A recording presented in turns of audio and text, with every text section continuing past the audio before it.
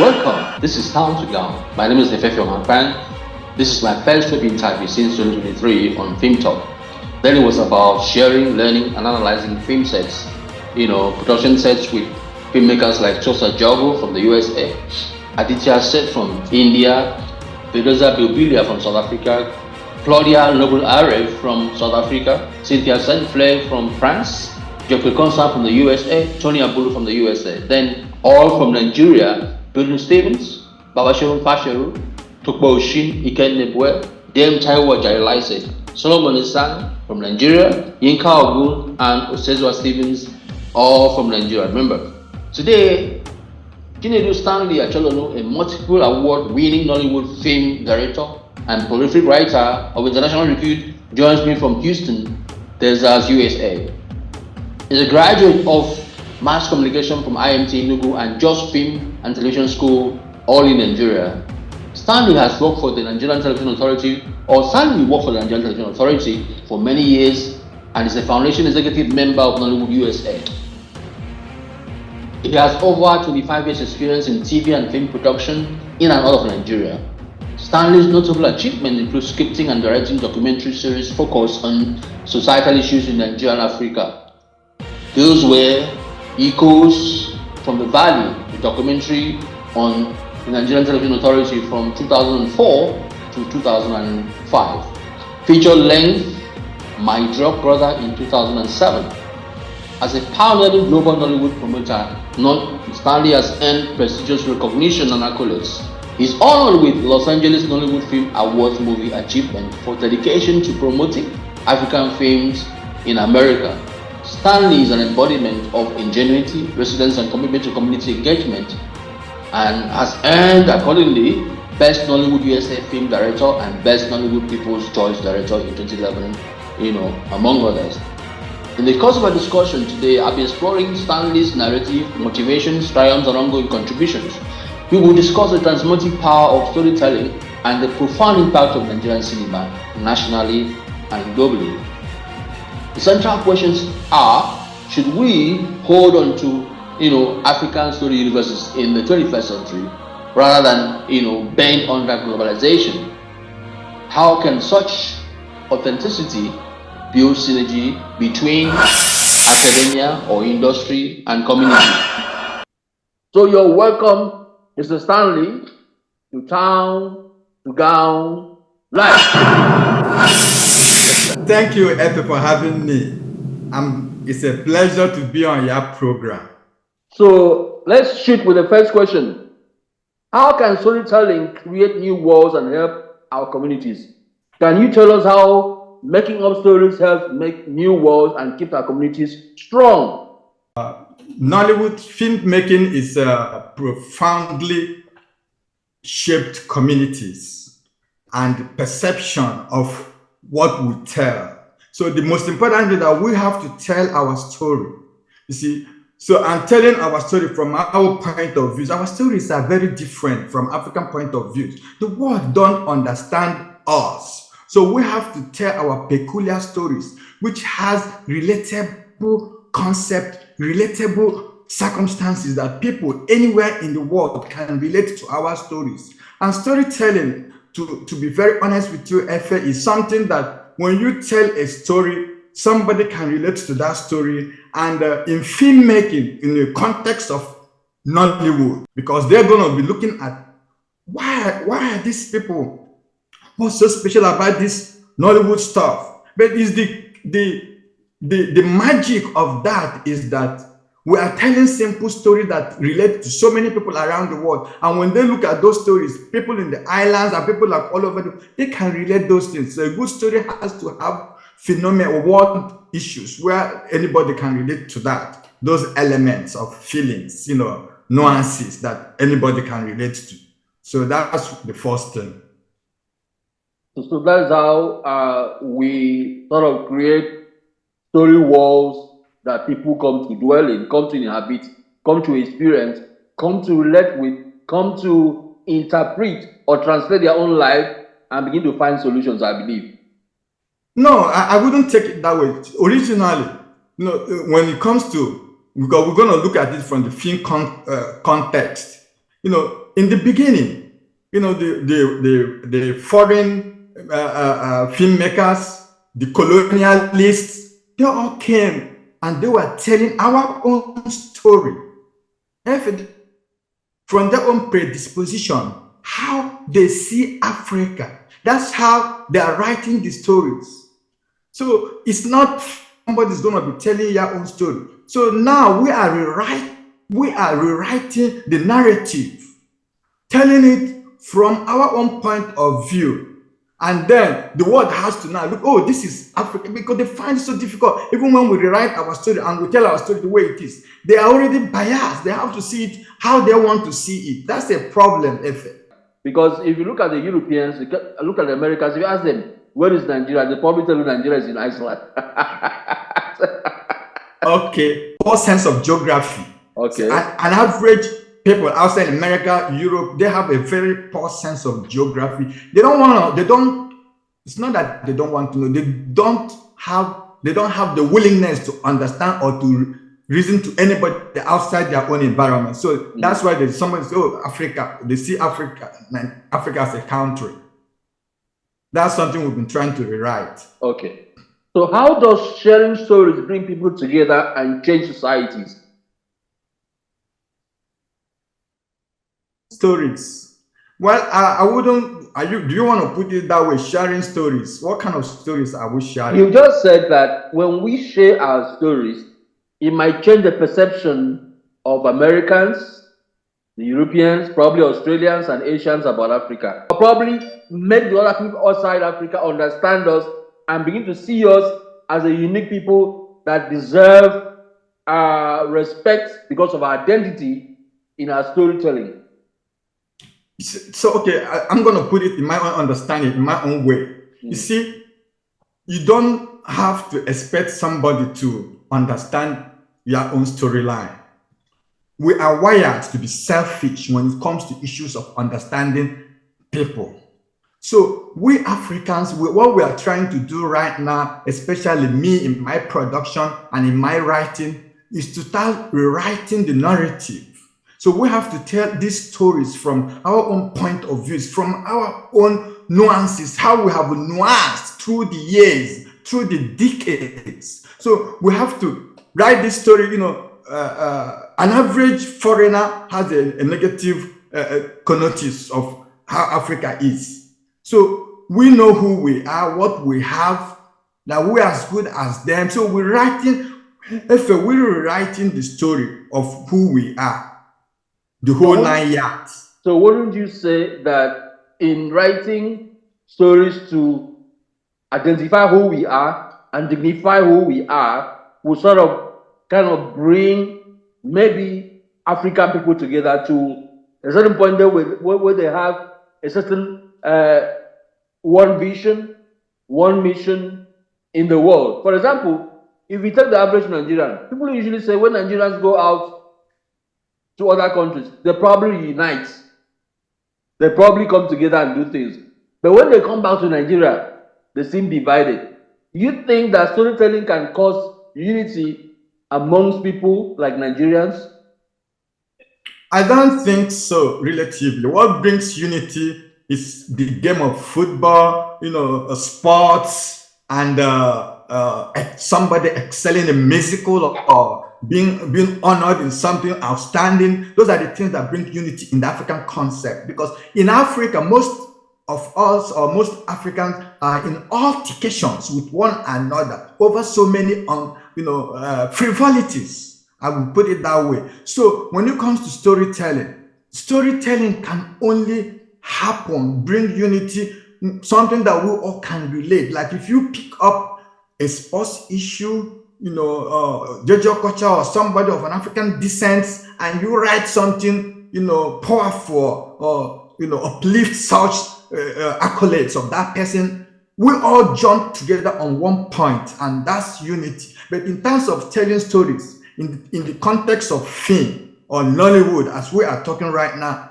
it has to take a very concerted effort for us to keep repeating the narrative that this is us making. Like now, I'm happy that most of the movies we are making previously, our movies used to be fatalistics and ritualistics and all that. It's a rub-off of part of who we are, kind of. But when we keep writing such stories, now the stories have refined. Nollywood has gone over 3 decades of refinement in storytelling. So now we are now writing stories that depict and highlight who we are, the whole 9 yards, and brushing it up. So like if you watch some movies on Netflix recently, so you see some movies that really come out bold, in storytelling, and it makes us proud. I can say that. Or wouldn't you say that you just said that if our heroes are given, the prestige, the honor that they deserve, that would sort of drive us around our heroes. I want to understand you. So don't you think that it is high time Nigerians begin to make movies around icons like Ojukwu, Gowon, Azikiwe? Somebody has made a movie around Pumila around some Kuti. Somebody has made a movie around, I think, Awolowo. I think somebody needs to do a movie around Amadu Bello. But so my question is, if we go those lengths, would storytelling around those figures be able to unite Nigerians? Okay, let me just take it a little bit, what you just said. I wanted to talk about this later, but we call this the application or adaptation of the hero's journey. We have a hero, the protagonist in a story, and a protagonist might be a historic figure or one we created. So those protagonists, the triumph, the purpose of writing, creating this situation is that whatever the triumph of the protagonist has to have impact on the village, on the environment, and all that. So the essence of film storytelling, that good will prevail over bad. That's the whole essence of storytelling and filmmaking. But sometimes it doesn't go all that way. So the issue of uniting that you keep hammering on, Blanchett, no, it's not. It is not. It doesn't come that way. It doesn't come easy. Yes. Okay. Now, my third question is, what is the role of the storyteller in making our world a better place? What can someone who tells stories, like a movie maker or a musician, do to make our world more fun and interesting? As a storyteller over the years, you might want to reflect on some of the stories that you told through documentaries and films that perhaps had impacted positively on people. Yeah, some of the stories are done in documentaries when I was in NTA. But the most important thing is when you are telling such stories that will have impact, you have to look at the cultural sensitivity and authenticity of what you are going to tell. It's very important. That's the cardinal point of any story you have to tell. You have to make sure that the story you do extensive research to get the title of the topic or the story, and then by doing that, you also have to avoid the stereotypes, slapsticks associated with certain stories. So you do research, you get a good topic, or if you have a pre-existing good story, then you must research on it to get proper particulars of that storylines. So that's one of the things. I have done many stories, I adapted one of the past, I won't name it, that was a book, a big book. So I have adapted to, to a screen play. And the book has a lot of elicitation of, moral messages and stuff like that. So I also done some documentaries that has to do with our culture. I did several documentaries on the Yoruba, the origin of the Yoruba, kingdom, Oduduwa, and all that. I went to Ilif. I went to right to the palace, spoke to a lot of the experts of the, I was able to it inspired me to write those storylines, that it goes on that of the document of the under documentary category. And from that point, I knew that, there's so many things that our stories, project. We understand who we are more, and the world also sees us not from the savage point of view, because sometimes cultures are misunderstood. If you are not part of that culture, you will see it like, oh, what are these people doing? For every culture has a significance and impact on the people that practices it.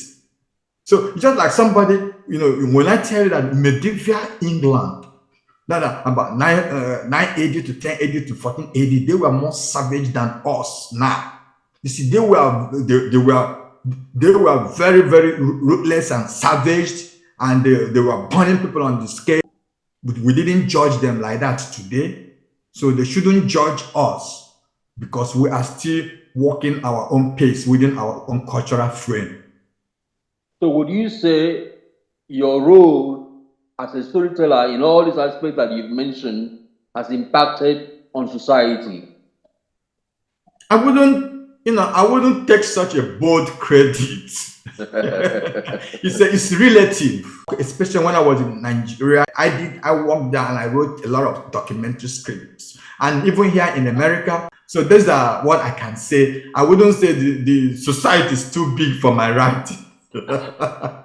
Well, I believe you've done your own part and you've done well. I mean, if you were in NTA, at least you contributed a lot to what NTA used to, broadcast.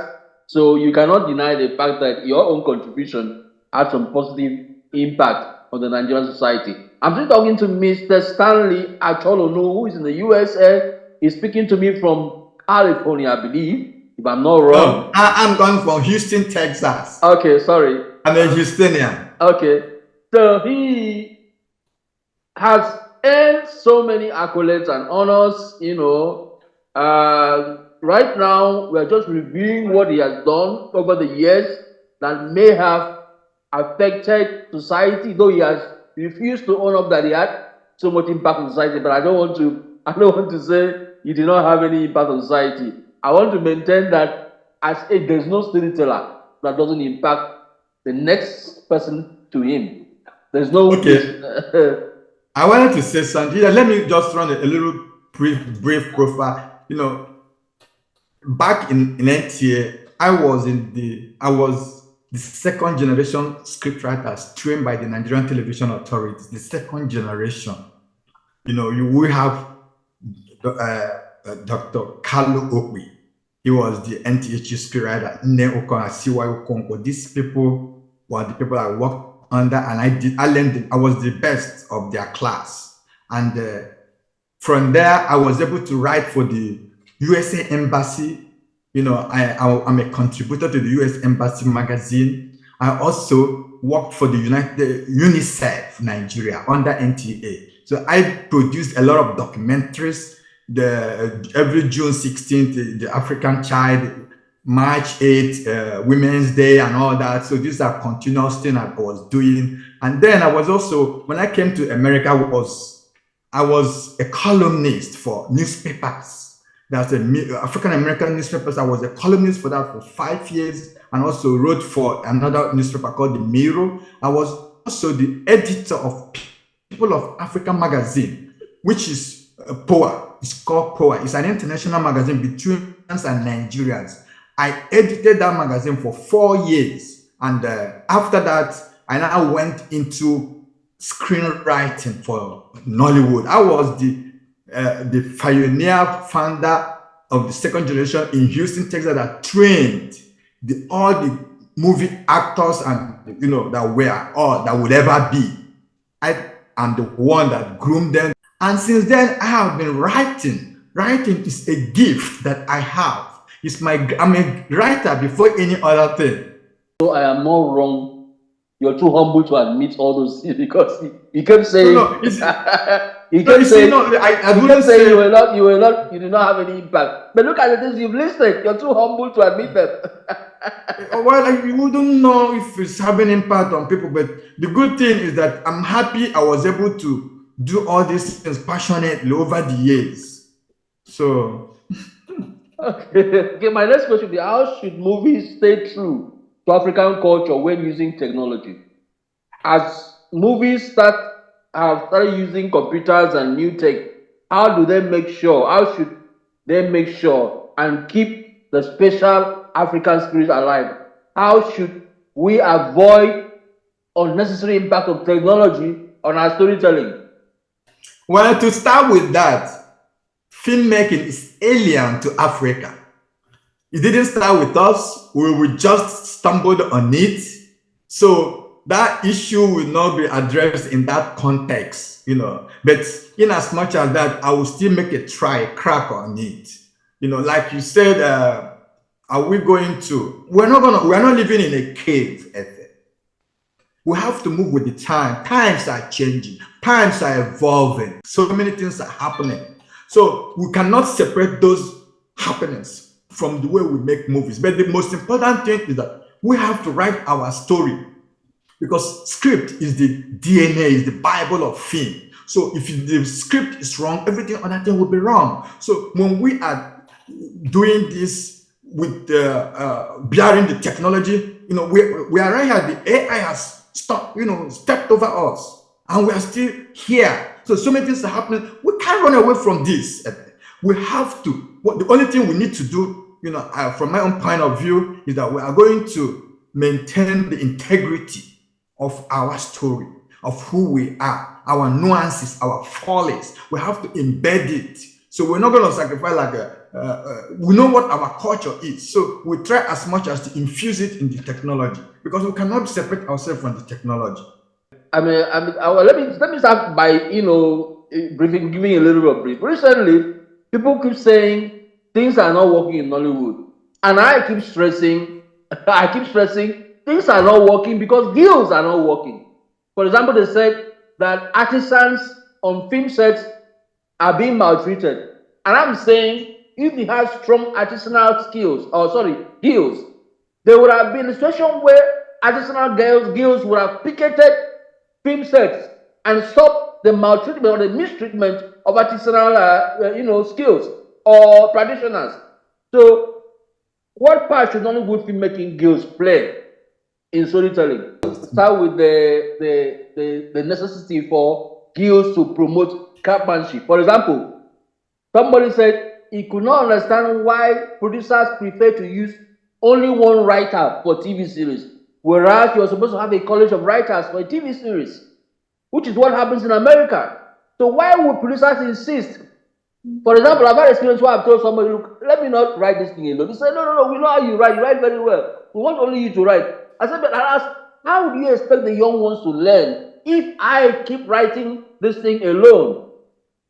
Okay, now let me take it from there. See, such a producer, that one in question is not a producer. He has no business being in the filmmaking. That person, your reference point now, has no business being in the business, because they are amateur, they are unprofessional, they don't understand what it takes to write a script that you need to write, and you need to have a script conference. You need to check what they call reality checks of every scene. When a script is done, before it gets to set, you have people, that will usually do the reality checks. Every line will say, is it possible in reality? Everybody say, yeah. So the next one say, can this thing be done like this? So when we look at all those things, we check. That script, you want to rush the work. You want to rush it. So when you do that, we are soon going out of time. So let's use the second link. Okay. Thank you. All right.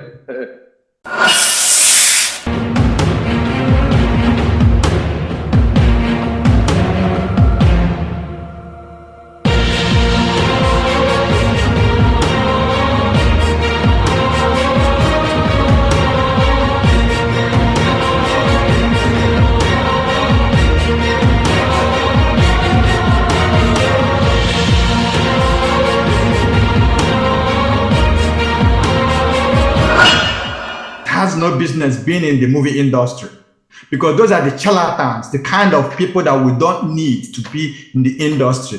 They have to understand the mechanics of filmmaking, that it's a group thing, and you don't rush it just because you want to make a movie for yourself. You are making a movie that will outlive you, that will be for the ages, because each time we make a movie, it's going to be on the shelf, it's going to be in the archives. People will retrieve it. You won't say because, oh, you are rushing to make many movies and then you mess up the whole storyline that will be embedded in time. So that particular producer has no business to be there to start with. Okay, now in terms of craftsmanship means everybody should know, should have skills and be good at their skills. How do you evaluate skills in African filmmaking, in Nollywood especially, that will go a long way in affecting the kind of movies we produce? Okay, first of all, let me start with the script writing. You will guide me, remind me each of those ones as I describe them. Let me start with the script writing. Script writing is my favorite. Now, when you are writing a script, you have to, have an idea of the purpose, and you do, if it's a story, it's already ready.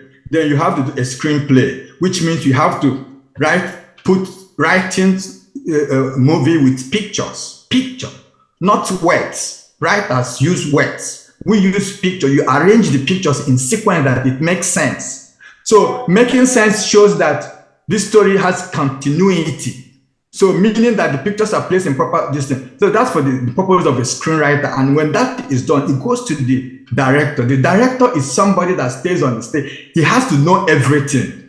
That's the one, the conundrum of a director, that the director has to know everything on the set. He's supposed to have knowledge. It's an embodiment of everything that has to do with production.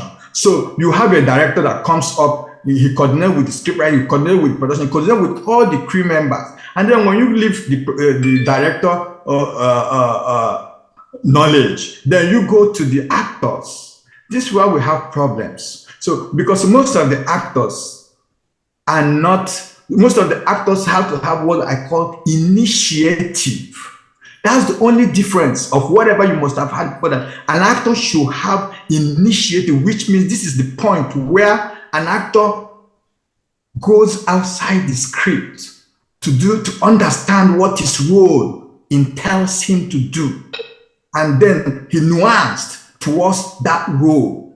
So when an actor has an initiative, every director likes that. So that when an actor shows that, and if you don't like it, you can keep quiet as a director. At the cutting bed, you cut it off.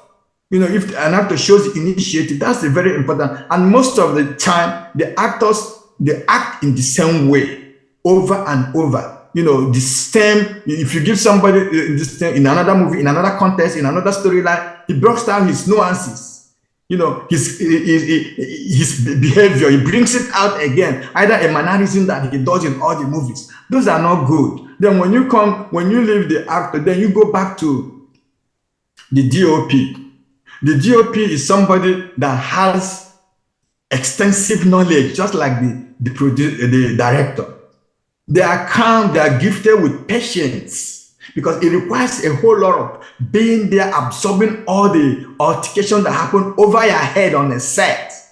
And so if you meet a good DOP, they're going to give you, the initiative comes again, they're going to give you shot that you didn't ask for. But it's up to you as a director to say, am I going to take this or am I not going to take it? So that's for that. Then when you comes to the cream, all the other rest of the continuity person, I won't forget it, is the most important thing on a movie set. Because if you get it wrong, when you go to the editing table, you're going to have problem. You're going to have real problem, because now you start thinking, the continuity, the importance of continuity is that when you have a movie, you're editing a movie, like somebody is going, that goes to the continuity and the director. All of a sudden, you see the person walking this way, the crossing of the line. So that's the basic thing every director will understand. But if you don't understand that and you make this mistake, so you have problem at the editing table. So in effect, from the movie to move on, come on set and your cast are telling you what to do, experience is not enough. You have to have knowledge. You have to have knowledge for you to, increase yourself, have education for a script. It's not everybody that writes scripts for the movies. I'm an English major, have that. But my writing English has nothing to do a lot with when I'm screenplaying. Because screenplaying requires special talents. You have to go and understand what the mechanics of writing for television. The language is different.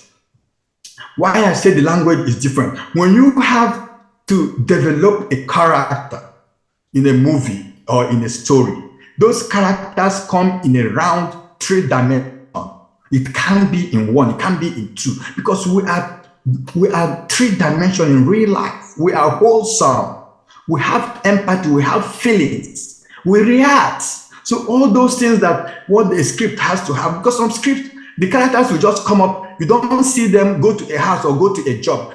So you just see them. So all those things are, a character has to grow in a movie. It's either you have a growing character that formed, like this movie, Afamefuna, that's on Netflix. How the character grew up from all that till becomes what he became. So the characters has to develop and have a. You wanted to say something? No. Okay, so for that, you have a character that grows on a movie. That makes sense. I didn't ignore the producer. The producer is the CEO of any story or movie. He has the final say. If the director doesn't like what he says, so it's not a force, but it's the producer that says, this is what I want, this is my idea, this is how I wanted this story to be. So, but in effect, movie making, like you asked the question, I don't want to digress from it much. It's a group work, and people has to work in cohesion for us to, in synergy, so that everybody will put in their best and respect each other. That's how great movies are made. And again, collaboration, maybe, I don't know whether you asked it, boom, boom, boom, boom, boom. Games failed because we all want to be in charge and all that. So that's the problem, the syndrome of Black people not working together. It's become a conundrum, so for Black people to work together, they have to sacrifice. Ego has to be trashed. A lot of ego has to be trashed. For us to have a guild work, people have to subsume into certain categories that, be contented with certain things you have for the purpose of the betterment of the guild, of the industry. These things are not happening, and it's going to take a long time to happen, because the only way it can happen is collaboration. You see, we thank God after 3 decades of Nollywood that what Netflix and other big streaming platforms are doing now is very powerful. 25 years back, what the OMOTA, the Association of Entrepreneurs, Igbo electronic dealers, did, when they came the mid-90s, they empowered Nollywood. They put Nollywood on a track. They mobilized, and everything changed. There was a changing point. There was the first threshold of change. Now we have the second threshold of change. Netflix coming in. You see, so they came in and empower us now. You see, our movies are streamed all over the world. That's we are happy for that, and because it's the biggest streaming network in the world, and that's where to be. And how do you get that? You have to, for you to be able to qualify to be on that, I assume you have to have you have to show a lot of bones that this is what you can. How do you do that? You have to collaborate with people. You have to, if you can't get money to empower production, sound, picture, and all that, and then have a cast, a reasonable cast, sensible, reasonable cast. So you have to pay them. So when you have all these things made, you will qualify for you to be on Netflix or any other big streaming that are also producing their own movies. So for us, Nollywood, we have come a long way, and I appreciate that we can go further than this. Yeah, and going further than that would mean owning the job, inhabiting the job, allowing the story to inhabit you, inhabit your skills, inhabit your humility, inhabit your commitment. Thank you so much. And the next question will be, how do we keep making Nigerian movies popular in Africa? I remember in the days of what is this movie? Living in bondage. Yeah. When living in bondage sparked a kind of revolution that nobody expected. But now, we're not saying that people like Funke Akindele is not making movies that, zapped popularity. How should we keep that reputation that living in bondage is established throughout Africa? How do we bring back that revolution? You just talked about Netflix, but is that enough? Netflix has a justification. You can't just go there. That's what I'm saying. Okay. And what I was saying was the prelude for you to being there. Okay. That's what I was just trying to say. That's the point of correction. But for what you just said, it still comes down to the same default situation that we need to have, have a good script, good equipment, and research what we are doing, and then we have to improve every aspect of where we are standing. We have to lift up our game, move up with the current camera. Cameras are going on cloud now. The Adobe and everything. There's so many happening right now that people should keep up as much as they can, so that when we keep up, there's so many. It's all in a matrix. It's all, we have to have good script, we have to have good equipment, we have to have good cast, and we have to collaborate. Collaboration is not bad. I don't know why people find it so difficult. You want to be in your own cocoon. It doesn't happen that way. Movie making is a group thing, and that's how it has always been. One thing can spoil the whole thing. So that's what I can say for now. You've had so much experiences. Okay. How has all those stream of experience, build up to who you are and sustained in your capacity in what you're doing today? Okay, that's a good question. That's what I call residual knowledge, the impact of residual knowledge. Everybody that come across me know that I starve on a principle of professionalism, meaning that if I don't like something, if it's not up to par or whatever, I'm not going to do that. I will be very stubborn on that point of professionalism. I starve on the principle of that. So that's one point. If there was somebody that came, you wanted me to do a script came from Nigeria, wanted me to do a script and something like that. So when I started doing that, I said, oh, no. I said, no, this is how it's going to be. This is the process. This is that. We're going to draw. And I wanted to rush the situation. I said, no, it doesn't work that way. So that's gone. When I'm on a movie set, back in the day when I was doing a movie on a movie set, so there was some ladies and some people that came on, we were doing casting and they were reading lines. So this lady came up and said, oh, he's not gonna. I said, no, you're gonna get back at the line, and when it comes to your turn, you're gonna do. He said, oh, no, it's not gonna. I said, no, then you leave my set. She thought I was joking. She went and talked to the producer of it. They say, oh, he's there. I say, so that's Stanley. That's what he said. That's Stanley. Just leave. So that I have built this kind of situation over the years, and I thank God, pretty much that it makes me happy. I may not have all it takes, but professionally and within me, I am very proud of how things work out with me. In fact, I'm a writer. I love to write. And I'm happy with my situation of what I write. That when I'm writing or when I'm producing, that's my happiest moment. Like my wife used to say that she's competing with the computer. I say, honey, you are not competing with the computer. You are number one. So that will give you an idea of how it is. But I thank God that all my experiences that over script writing, directing, I was directing 16 camera OB van. First of all, I learned that under a producer called a director called Apostle and Ogasiwai. So I started direct. So it requires a lot of attention span for you to cut so many, cameras, and you got that. So that's where I made my bones, and I on this interview I give all the credit to NTA. I'm really, really humbled and thank them for training me, for giving me all training that you could ever have, for anybody could ever have.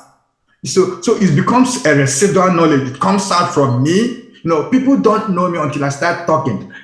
There's something that happened when I first arrived in California back in 2005, 6, 4, 5, 6. We are making a movie, a TV series with one of my friends. He's a very popular and a very good friend. So he brought me in. So we went there. And then we were in the Hollywood, the lower side of the Hollywood, the younger white directors. So when they were doing introduction, they tried to, he said, they pointed at me, they didn't look at any turn at me, they just, whatever they were drinking. So when we now went on set and they brought out all the scripts and this thing, when I wrote about 3, 4 full scripted script in less than 2 hours, or and they saw it, they took a second look at me. Do you understand? That's when they took it. These are white young guys, in Hollywood. And then from that moment, they started noticing me. They started giving me my due respect. Sometimes you have to do what you have to do. Do not seek out for people. Do what you really are gifted to do, and people will recognize you. That's the point. I thank God for all that. Well, what's your vision for Richer African Stories? I mean, you've been in America for so many years. If somebody asks you, my friend, and I know our industry colleague Tony will say, there are African Americans want to identify with Africa. So if you get Africa to them, they will love you for what you brought to them. So I'm asking you, what can we give to the world that they will love us more? Yeah, what we are going to give to the world is our trueness, our Africanness. They don't have it. They can't duplicate us. So they've copied a lot of things from us because we don't know our values. That's why we keep running after them. You see, when African Americans or foreigners come to Africa, they are wild. They are amazed with what they see, the pristine nature of things in Africa. And we have all these things. So as a writer, you have to do like a research, go to do extensive research and get their arts together and, project those things, African culture, we are full of symbols and objects and stuff like that. So these are the things they want to see. Our Africanness, our language, our accents, they gushes at our accent. Oh, you have an accent and all that. So these are the little things when we write movies, you have to infuse these elements, symbolism, of symbolism is part of script writing. It's Africa.